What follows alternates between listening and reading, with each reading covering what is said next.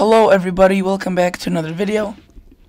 Today's video is going to be an episode, or an update I should say, on the current situation in the tropics.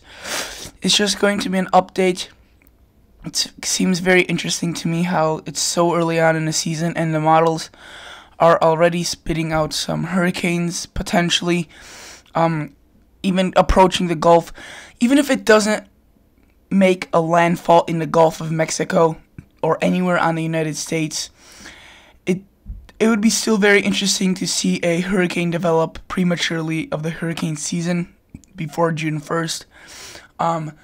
Usually hurricanes develop after hurricane season begins, well after hurricane season begins. That's when the strong ones come through. I don't think this will be a record-breaking hurricane if it does develop, but a tropical storm definitely could be happening. So tropical storm slash hurricane could be landfalling across the United States in the next several weeks. But I actually want you to take, okay, so this is 12 o'clock today's run, and this has been already this has been already very persistent. The models have been very persistent with this for the past several model runs. This isn't just one model run that's showing, like just a hurricane coming out of nowhere. There's been several already runs in the past that have shown this. So you can see it's going to develop right around here. You'll see it in a couple of shifts. Okay, there it goes, and you can see right there, that's when it starts developing, and you can see the pressure continues to drop, and you could tell this is a hurricane because it's out in the ocean. It's a low pressure, has tightly packed millibars or isobars, and that means millibars will be packed tightly. So what that indicates is strong gusty winds. This doesn't look to be insanely powerful, doesn't seem to be even, I don't know if it'll even reach category 1 hurricane. It just might be a tropical depression or storm, but it's still very interesting. You can see this model actually has it landfalling. The second model run, the 18 o'clock Z, doesn't have it landfalling, but it does have it developing. You can see right down there, 987, already stronger than the previous one, but this could fall apart before it reaches the coast, according to this one.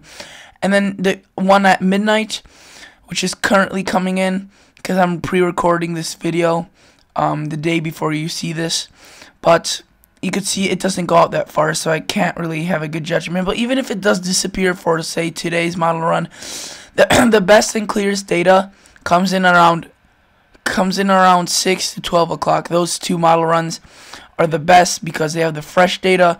National Weather Service sends out their weather balloons and they collect the most fresh data.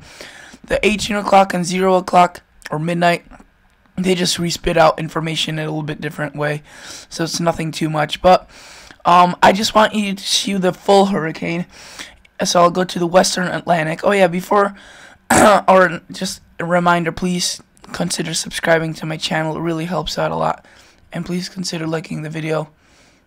It helps out the channel a lot, so if you do so, I'll really appreciate you. And we go to 18 o'clock Monday, which is the one we were on previously. We go through the hours. You can see quite calm, just some storms, and then this is where it starts. It originally does seem like if it will start in the Pacific, then pass through Central America, then go out into the coast, Gulf, the Caribbean Sea, I guess, if you will, and that you can see it starts shifting up north. And how strong does this get? Will it even happen? Will it make a landfall?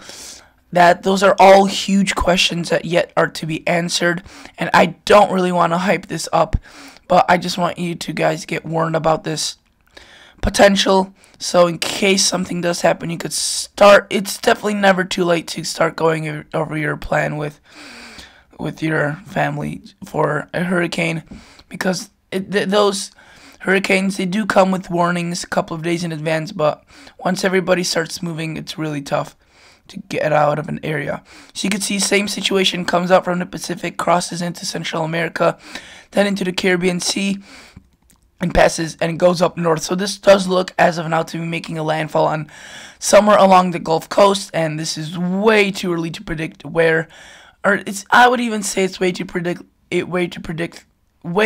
early to predict whether it will make a landfall on the United States or the coast of the United States, it might not even form. But something is telling me that this will form because the models have been really consistent with this, and that doesn't really happen that often. So that is for the tropical update. I would want to show you guys back to the American continental US, and I'd like to show you some of the weather that's going to be going on for the next couple of weeks.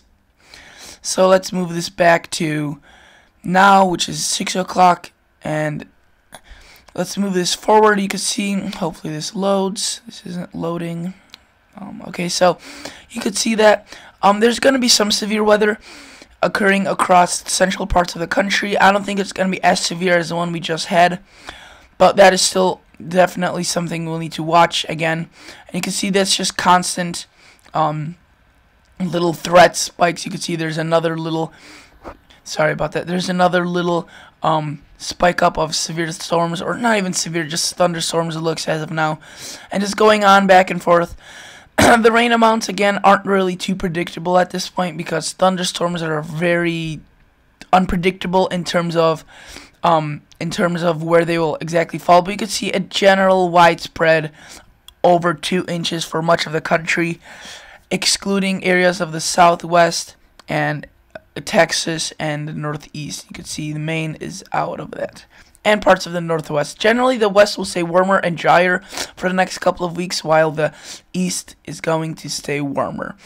So you can really see how this hurricane develops and leaves a lot of rain here. I mean, that is some bright yellows. That's 24 inches of rain. That is quite a bit.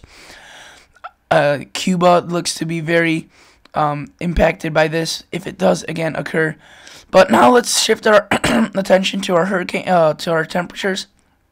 So let's go to 2-meter temperature anomalies, and let's just go through this. You can see there's going to be quite a battle between blues and reds. And in case you don't know what this means, anywhere you see red, that's above average temperatures at a given place. Anywhere you see blue, that is below average temperatures. So if you live in Chicago right now, that is above average. If you live in North Carolina right now at this point, that is, you're currently experiencing below average temperatures. But you can see this this does shift very frequently. But you can see there's gonna be like a little piece of some cooler air that breaks in through the United States, and this just kind of hangs in there, being squashed by 2 warm masses, one up to the north and one to the south, and it just stays there. It doesn't really move anywhere for a while, but then you could see the warm air quickly overtakes. It's going to be a constant battle between the two. But overall, I think this one's a little bit too aggressive on a cold air. I think it's going to be warmer than this. I think most of the time will be above average for much of the country. And I mean, today we were expected to see 60 degrees. A couple days ago they were saying 60 degrees for Monday. And how much did we get? 72, 12 degrees above the forecasted high. So this just goes to show you this changes by the day, not even saying a couple weeks out. So you can see there's going to be 60s across. It's just really hard to give a general area. So in general, the south and the southwest, southeast will be warmer. However, you can see almost these waves. You can see here it's warm, but then that slowly shifts further south and further south each day until another surge of warm air comes through. But you could see a lot of 70s, 80s for the east compared to what we've been having a month ago. And this, you could see May 16th. A month ago on April 16th, there was a lot of snow cover across the country. A month later, 80s, 90s. So lots of warm temperatures, lots of fun weather for spending outdoors, for planting your garden. This is perfect time.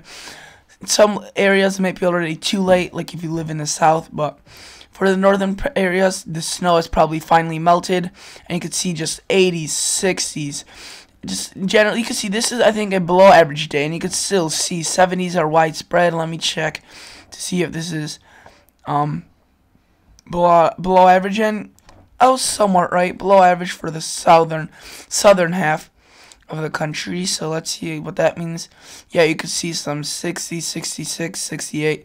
That's cooler for Texas compared to what they might see. You could see 90s right there. So warm weather coming, interesting stuff going on in the tropics, some severe weather occurring.